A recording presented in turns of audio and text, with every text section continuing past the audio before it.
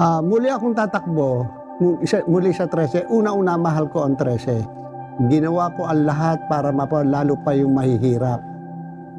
Ginawa kong naiba ang 13 sa buong Pilipinas.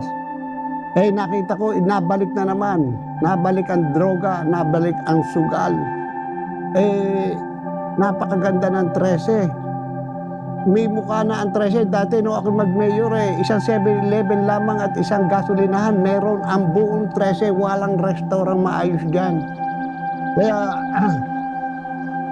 ako una, yung maraming tao ang dumadaing sa akin. Marami. Dapat nga, tatakbo lang ako, board member Ngunit nung mabalita nila ako tatakbong board member,